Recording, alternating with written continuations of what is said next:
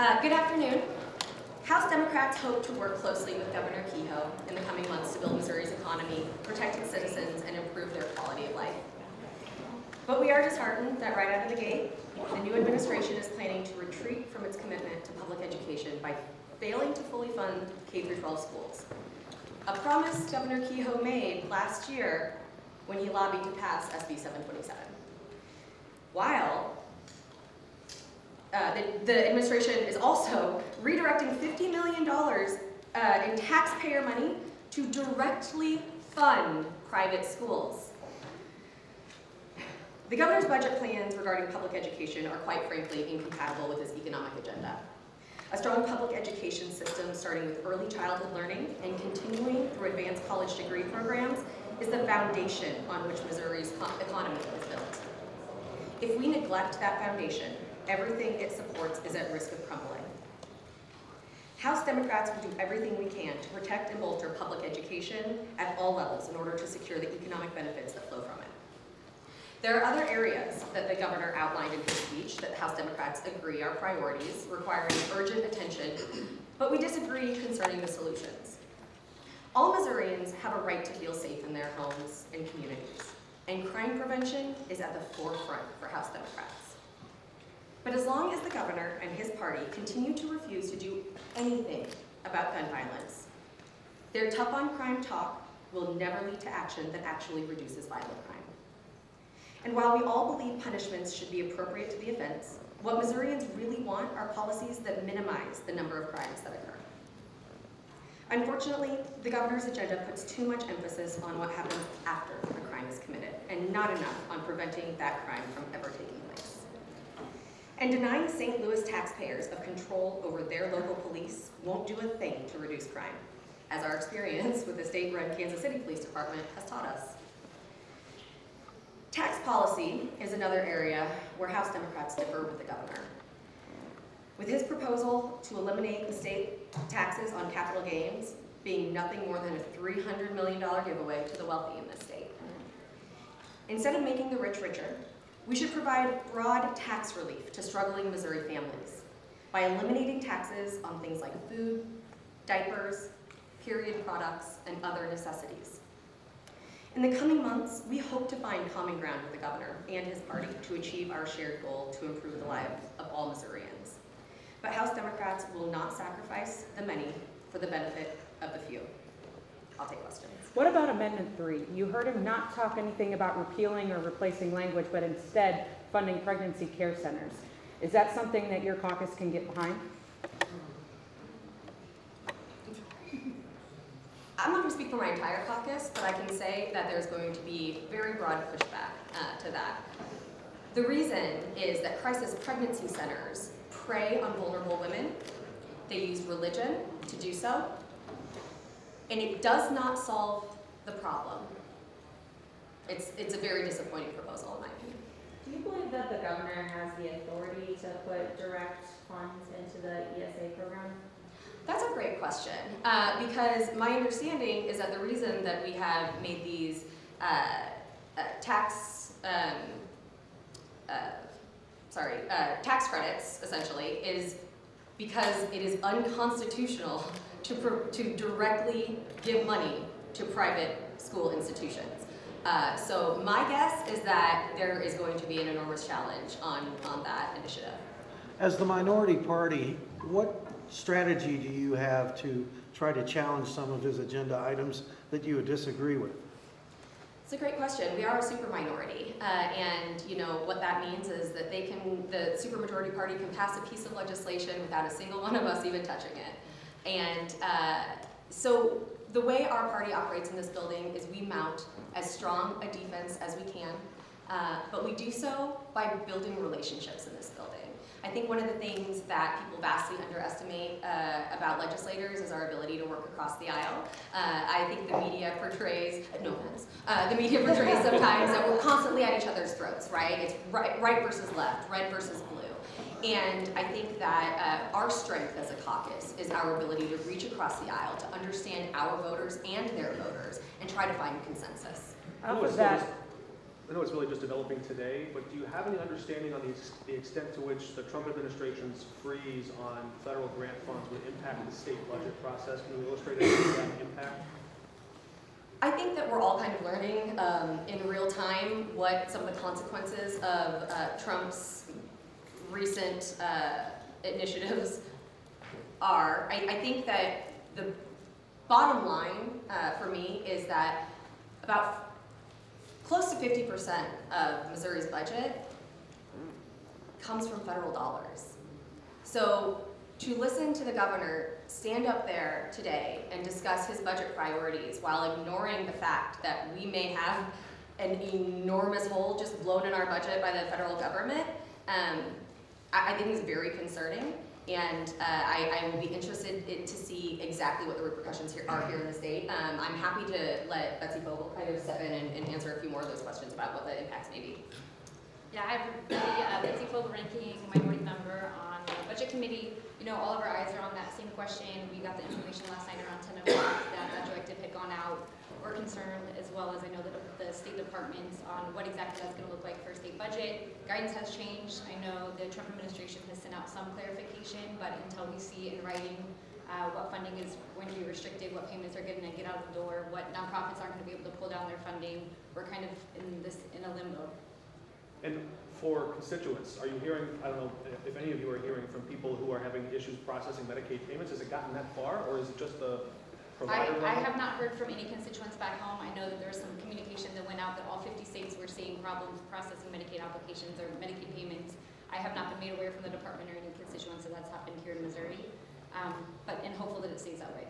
I want to ask Minority Leader, there was things where your caucus, your side, also stood up in applause with GOP. And you actually touched on my question of it seems like sometimes in the building all you guys do is fight. Can you talk about how there are things that you do agree on with the new governor? Absolutely. There were plenty of opportunities for us to stand up and show that we agree with the governor on certain things. What you also saw was us standing up and applauding for we can agree on the shared challenge, right? We know that there are certainly problems facing our state. Often though, like I mentioned earlier, we just disagree on how to fix that problem. But certainly, you know, we agree that we need to make sure that we invest in our child care infrastructure in the state. That is a workforce development problem, that is an economic development problem, and we hear from businesses across the state that they struggle to hire folks because they don't have child care. And that is an embarrassment to our state. It's also been, not for nothing, a priority of the supermajority party for the last several years, but they still haven't been able to get it done. So, you know, when we look at the things that we agree on and we disagree on, I think one of the most disappointing things is when we agree on something and the supermajority party still can't get it across the finish line. On the issue of St. Louis police control, given a couple of opportunities to be kind of declarative about it, Senate Democratic leadership hasn't exactly said no. Does that concern the House caucus, given the way the numbers look? Any compromise on that issue, in my opinion, would be detrimental to the city of St. Louis and to our state. But I'll let my Assistant Minority Leader, Marlon Anderson, who was in that hearing, speak more on that issue. Thank you. Taking local control from the city of St. Louis is extremely disheartening, given the fact that the people of Missouri, voted on this issue in 2012. The voters have spoken, yet this body refuses to listen to the voters, similar to the issues on Amendment 3. Minority Leader Ani, Governor Kehoe didn't discuss this in his speech, but he does include $40.5 million for the World Cup effort in Kansas City. I am curious, especially for you and the other KC members, whether that's an adequate amount. I think it'll bring the total investment to somewhere roughly around $110 million, and I'm confident that everything's in place to spend that money wisely. What I will say is I can't speak exactly to if I think that that's enough yet. I haven't seen the big picture of where everything is going and what's required. But what I will say is I am very grateful for the state's investment because, as we know, in 2026, Kansas City is going to be on the world stage. And investing in the things that will make our city safer, easier to get around, and a more enjoyable experience for folks visiting us is key. So that investment is really important to me. Despite adding $200 million in education, as Kehoe said in his speech, that's $300 million short, that you mentioned right up front. Is that a consequence to 727? Like, how is it that it is more investment, but then ultimately is falling short of what Desi requested? That's a great question. I think that 727 had a price tag on it that was nearly impossible, it seems, and it is showing in the budget to fund. The governor hasn't even funded it, and what I can tell you is I saw him in the House chamber last year whipping votes for the bill himself, and then falling back on his promise to fully fund. So I'm not exactly certain if it's exactly a function of the way 727 was structured, but I can say that it is an enormous disappointment. The governor targeted DEI programs in state government for removal and said he wanted hiring to be done on the basis of merit. Was hiring always done on the basis of merit before DEI? That is such a great question. No. You know, the reason the solution of DEI is in place, or has been in place in many organizations, is because we identified a problem of discrimination. And the idea that we are going to a quote-unquote merit-based direction, I guess, is laughable. We've heard it from the Trump administration since he took the oath of office, and what I can't help but notice is that all of his merit-based hires are actually having to take something of a litmus test about how loyal they are to Trump. So I'm not certain that's merit-based so much as loyalty-based. Whether it is your political ideology or the color of your skin, discrimination exists. And until we create programs to adequately address that, we are going to continue to live in a very discriminatory society. In Governor Kehoe's speech, he mentioned immigration, but he didn't mention in specific, he did legislative priorities. What wasn't mentioned were two bills that were heard yesterday in the Missouri Senate. One that would basically be life imprisonment for people who are not here legally or without their papers, and life imprisonment, bounties for $1,000. This was not mentioned specifically. Thoughts on this legislation? I know there are similar ones in the House that aren't to that degree, but there are similar bills. Thoughts on those? Well, my guess is that Governor Kehoe didn't mention it because he thinks that it's a terrible bill, and that's how I feel as well. I think that legislation is laughable, and frankly, it does an enormous disservice to communities of color who are currently suffering from enormous amounts of discrimination. And you know, the idea that we would empower citizens to turn folks in for a profit. Wow, that's not a Missouri I would be proud to live in. What's it going to take to fix the child care subsidy payments?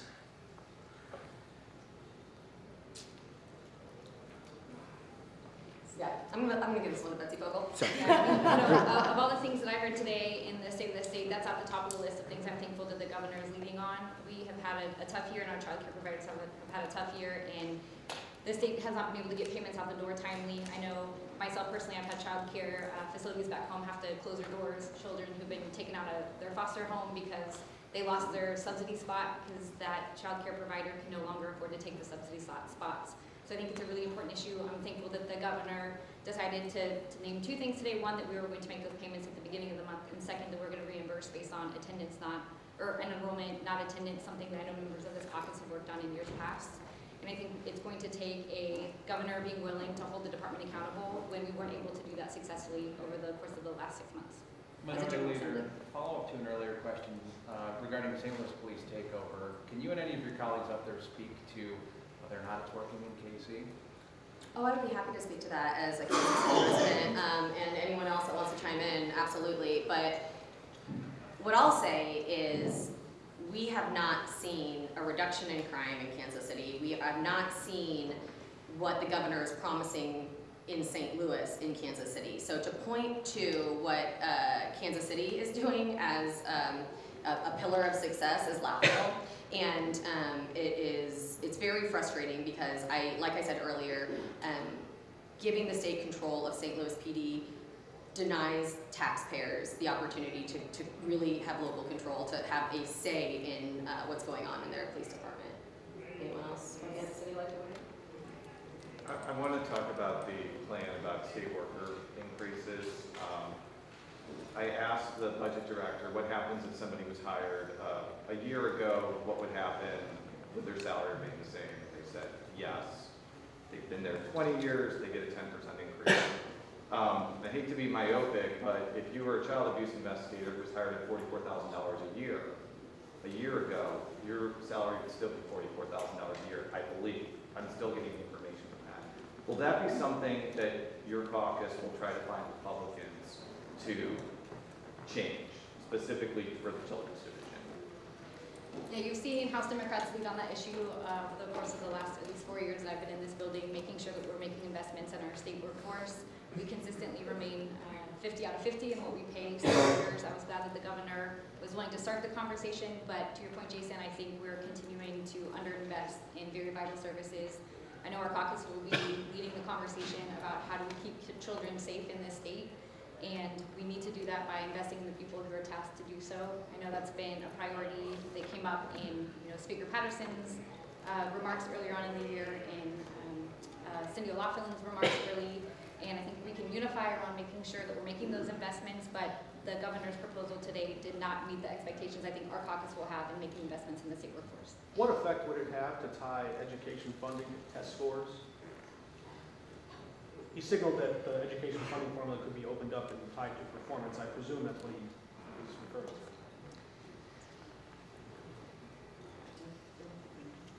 I'm not sure that I know exactly what the thought is there.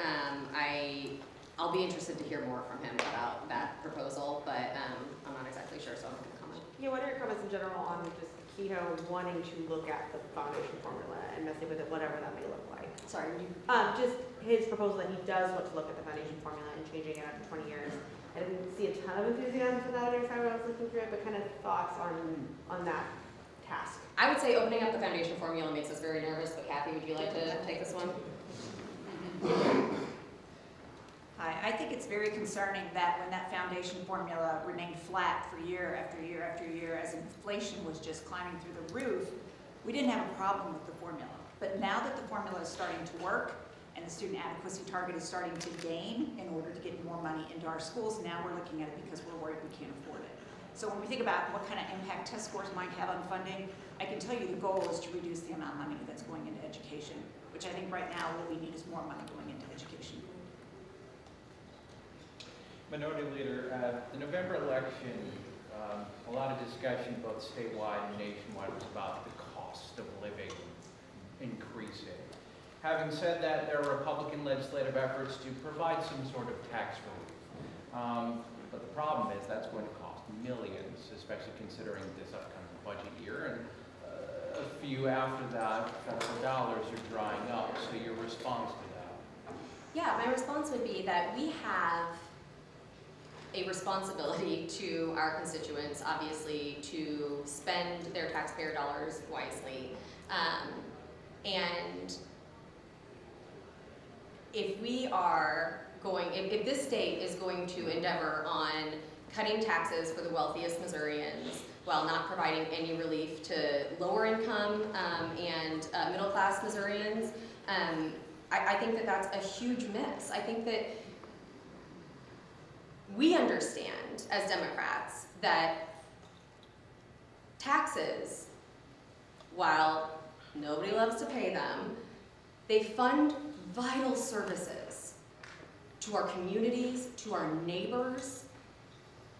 So we have to, if we're going to talk about reducing the income tax, capital gains tax, if we're talking about all of that, then we need to have a hard conversation about what we are going to cut, what services we're going to cut, and what Missourians are going to lose out due to that decision. Speaking of that, ma'am, what are we seeing now? We always hear the division between the Republican and Democrat parties. What we haven't seen out of anybody, we keep on hearing about uniting. So what is the Democrats' response with this to what's the first fruits we're going to see where you're actually going to unite for some bipartisanship? Well, child care tax credit, that's one big area that we can get behind and support, certainly. There are plenty of bills, if we're really looking across the landscape of what we take votes on in the chamber every year, there's a ton that we agree on, right? So, we have some proposals. Governor Kehoe mentioned supporting veterans and making sure that we don't have any veterans' homes closing. Huge priority for our caucus as well. Making sure that we are keeping an eye on our the way we take care of our veterans is an enormous priority, like I said. And there are plenty of others. There are ways to ensure that veterans, among veterans, they had a committee yesterday. So a bill went through to provide alternative medicines for veterans for treatment for PTSD and such. And anything we can do there, we will support. We are certainly seeing. We had a hearing this morning. One of our members and a Republican member had a hearing on a bill that would allow a judge to finalize a divorce if a woman is pregnant. That's something that we can all agree on, that forcing women to stay married because they're in an abusive situation and they're pregnant, they have to be pregnant, is untenable in this state. So there are certainly opportunities to come together and to work across the aisle, and we always look forward to those. Going back to the topic of where we're putting money, what is your take on a Missouri Doge? I think a Missouri Doge is just to get headlines. I don't know how effective it will be. I don't know how effective Doge will be at the federal level either. So I don't have my hopes high for that. Were you surprised there was nothing about the Chiefs of the Royals Stadium in the speech? And do you expect that to be talked about in the future?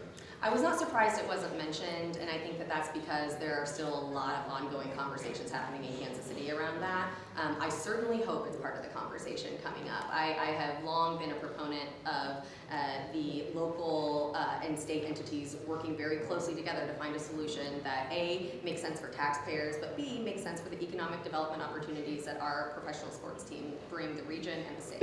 Is Kehoe leading enough on that issue, or is he deferring too much to Lucas and Frank White? I have not seen Kehoe lead on the issue. That does not mean it's not happening, but I would guess that it is probably falling more on local leaders at this point. Are you concerned that it's going to cost the state more if the Chiefs win the Super Bowl? Not as much as it'll cost if we don't keep them in the state. Are you concerned that funding the Chiefs initiatives or the Royals initiatives and stuff will take away money and funding from the programs that you say are the primary support of the Democrats? So should we actually be looking at those, or should we be looking at those programs and fund? Great question, and I think that goes back to my point that our caucus takes our responsibility to spend taxpayer dollars very seriously, and it is always our intention to make sure that when we are funding things like the World Cup or our professional sports team stadiums, that we're doing so in the general interest of our state. Because we know the economic development dollars it brings, we know the revenue it brings to our state and our local municipalities to have folks coming in and enjoying our sports teams and enjoying our city while the World Cup is going on. So of course, it is always a balancing act when we are looking at the full budget. But we do believe at this point that investments in those areas are pertinent. Do you feel that that'll trickle down to the people, the citizens that you're supposed to support as we go through those investments? Does that trickle down? Or is that kind of like trickle-down economics where it sounds good but it doesn't work? Well, I would say that, trickle down just is so loaded. So what I'll say is when the benefits of that revenue coming in are very wide, right? Like when we invest in keeping the Chiefs and the Royals in Kansas City, what we're also doing is making sure that we are keeping those revenues up. Adding to our state revenues allows us to invest more in the programs that we are currently up here fighting for. So yes, I do believe that it comes back to the people. What evidence have you seen that publicly funded stadium deals provide enough economic development to be worth it for taxpayers?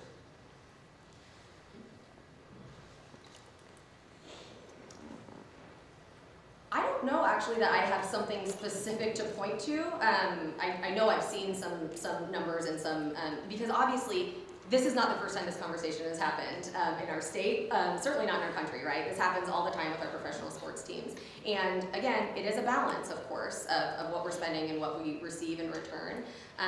But yeah, I don't have anything specific, I'm sorry.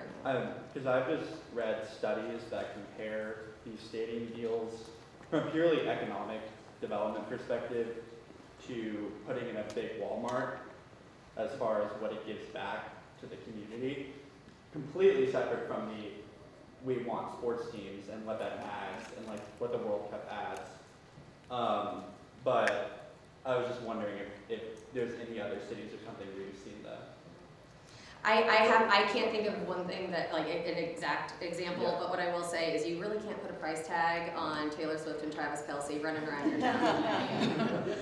I'm curious on the immigration point again, if you or anyone else from the caucus has heard from the immigrant community since these two Senate bills had been introduced. I know in St. Louis, fear amongst the immigrant community is incredibly high right now, so I'm curious if you or anybody else has heard from. Yeah, Representative Del Taylor and I served on the special committee for illegal immigrant crime over the interim, and I'll let him take that.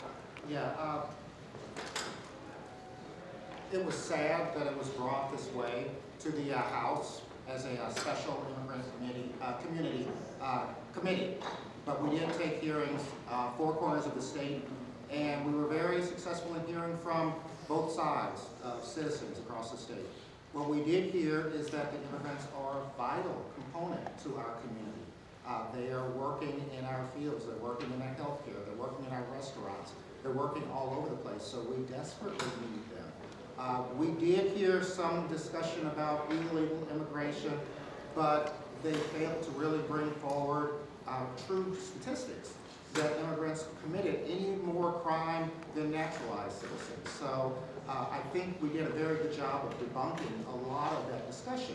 Now, as we move forward, we are seeing a lot of things happening at the national level, and communities like St. Louis, Kansas City, and across the state, our immigrants are very concerned.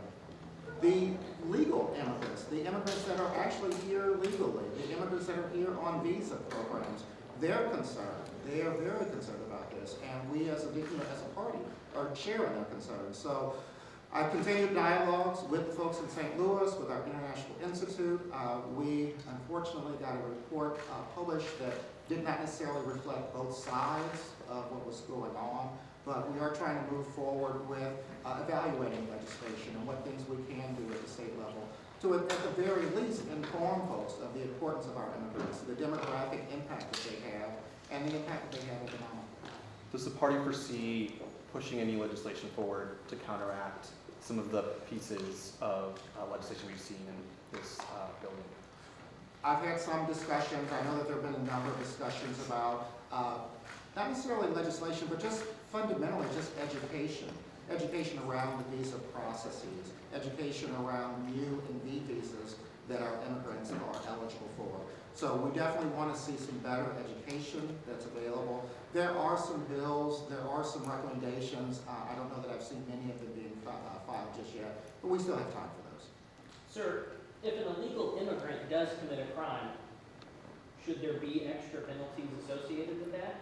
If a person commits a crime in Missouri, we want to know about that immediately. We want them prosecuted at the full extent of the law, illegal or legal. We don't tolerate any of that type of crime.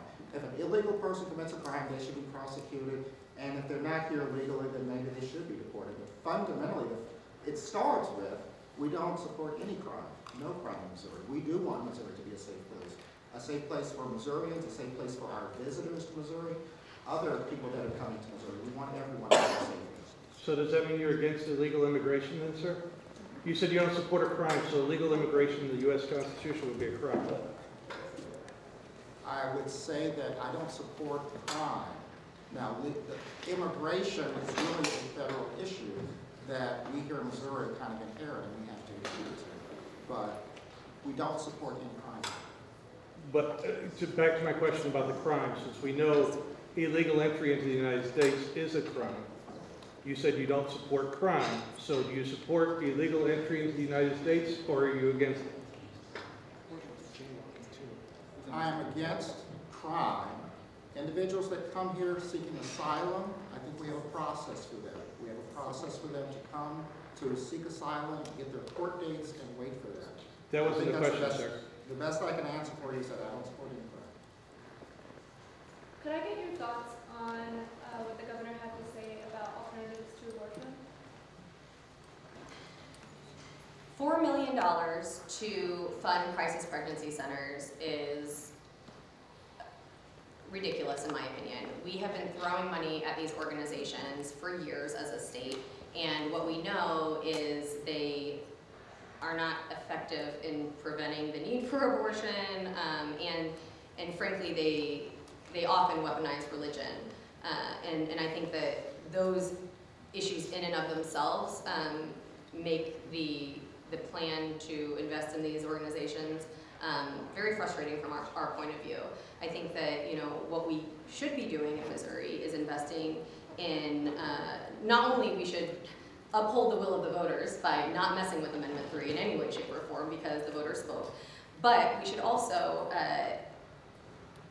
be focusing on the things that we know prevent unwanted pregnancies, like educating our adolescents on safe sex, like making sure that our communities understand, how to prevent and address these issues. But funding religious organizations that prey on vulnerable women is not a solution that my caucus supports. Is the fact that Governor Kehoe honed in on that part, but didn't say, I want this anti-Amendment 3 proposal in a very specific way, signal that that fight is going to be in 2026 legislative session rather than this legislative session? I think it means a few things. I think one, it means that the Republican supermajority still hasn't come to a consensus all these months later on how to address their Amendment 3 problem.